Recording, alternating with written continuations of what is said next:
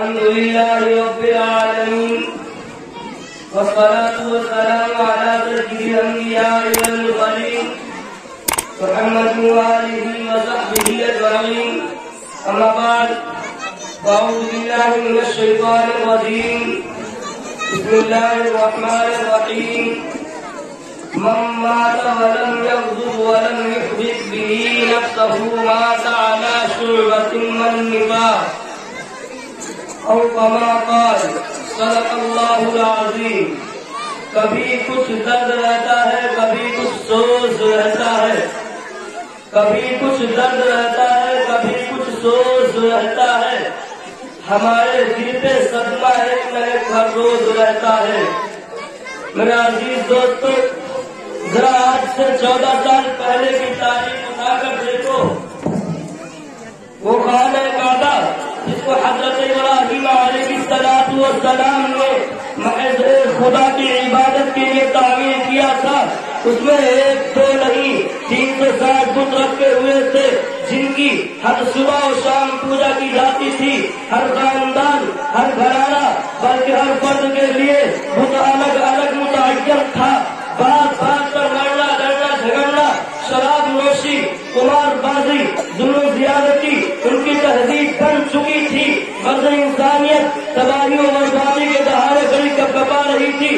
رحمت خدا بندی دیش میں آئی اور سرکار دو عالم محمد عربی صلی اللہ علیہ وسلم کو ختم نبوت کا تاج دے کر مبعوث فرمایا. جب آپ صلی اللہ علیہ وسلم نے توحید کا اعلان کیا تو سینکڑوں خدا کو چھوڑ کر ایک معبود حقیقی کی دعوت تھی. تو تمام اہل عرب آپ صلی اللہ علیہ وسلم کے مخالف ہو گئے، دوست دشمن بن گئے، اپنے پرائے ہو گئے. یہاں تک کہ لات و عزا کے پجاریوں نے بھی سرکار دو عالم محمد عربی صلی اللہ علیہ وسلم کو سرزمین عرب پر تنگ کر دیا. اور آپ صلی اللہ علیہ وسلم کے ہجرت کے باوجود بھی ان کا دل ٹھنڈا نہ ہو سکا. تو رب کائنات کے صبر کا پیمانہ چھلک اٹھا. جبریل امین جہاد کا پیغام لے کر نازل ہوئے. بس اعلان ہو گیا کہ بتوں کے شہر میں جا کر خدا کا نام لکھ دینا، بتوں کے شہر میں جا کر خدا کا نام لکھ دینا. جہاں پر کفر لکھا ہو وہاں اسلام لکھ دینا. اگر وہ صلح کے پھولوں کو پیروں سے گزر ڈالے، اگر وہ صلح کے پھولوں کو پیروں سے گزر ڈالے تو شاخ گل کی ہر پتی میں قتل عام لکھ دینا.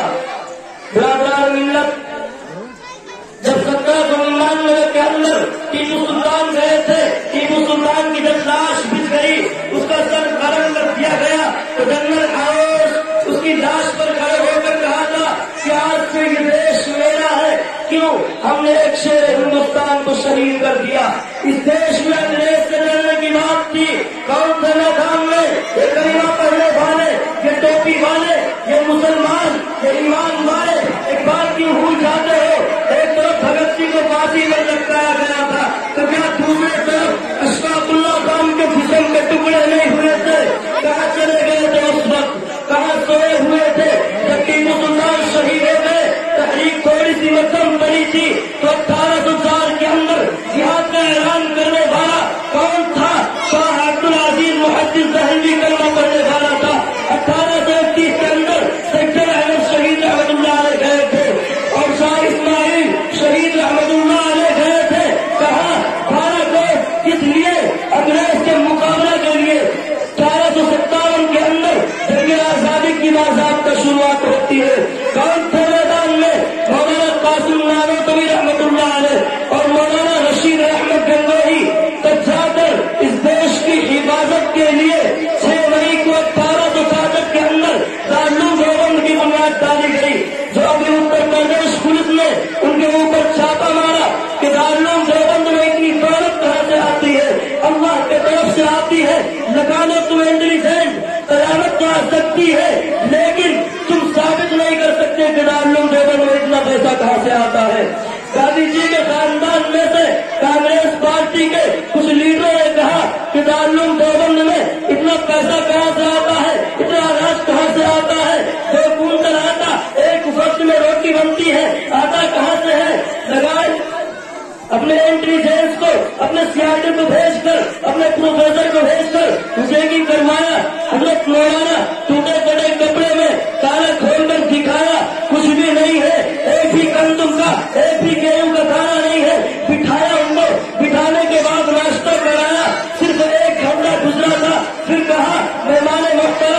अतिथि देव भव, आयुष्मान देव भव।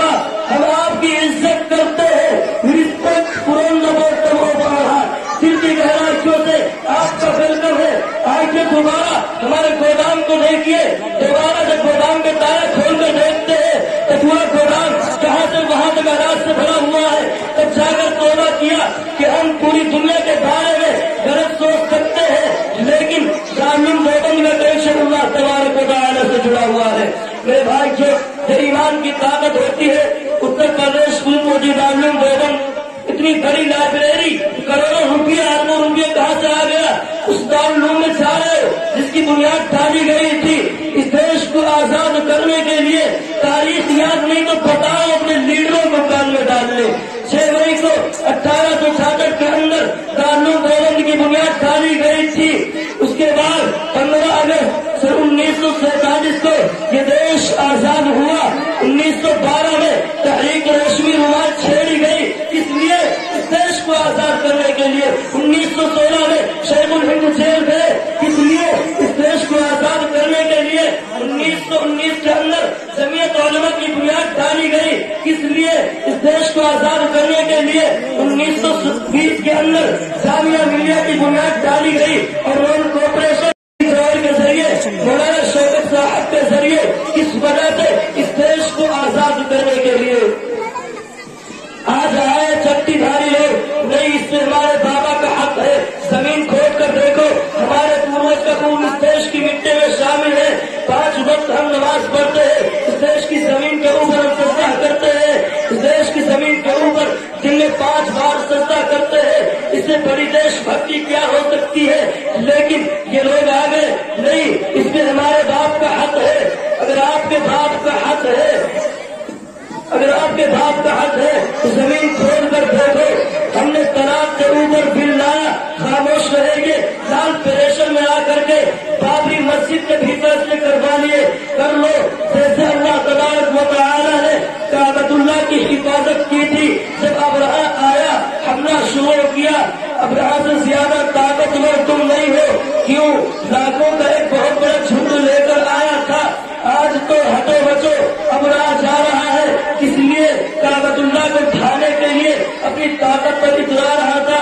जैसे आज 313 सीट के आ गई, पर जंग वो बियारक किंग, मैं बादशाह हूँ, मैं खुदा हूँ। खुदा सिर्फ खुदाई की होती है। तुम जैसे कर बुढ़ों की, तुम जैसे फसादियों की, तुम जैसे शराबियों की खुदाई कभी भी गारंटी नहीं हो सकती। मेरे भाई जो अबरहा आया, हमला शुरू किया तो अल्लाह ने कुछ नहीं किया। छोटे छोटे चिड़ियों को, छोटे छोटे परिंदों को भेज कर बाबिल के चोच में एक छोटा सा पत्थर जो सड़क के किनारे पड़ा हुआ होता है, 47 की गोली भी नहीं थी, 315 वाली नहीं, एक पत्थर चोच में लेकर, एक पैर में लेकर सिर्फ उस सर के ऊपर छोड़ दिया। जिसके सर पर लगा, सर से लेकर पैर तक सुराख कर दिया, वहीं पर गिरकर तबाह हो गया। कांटों में जो खिलता है, कांटों में जो खिलता है, शोलों में जो पलता है। कांटों में जो खिलता है, शोलों में जो पलता है, वो फूल ही गुलशन की तारीख बदलता है। वह अल्हम्दुलिल्लाह रब्बिल आलमीन।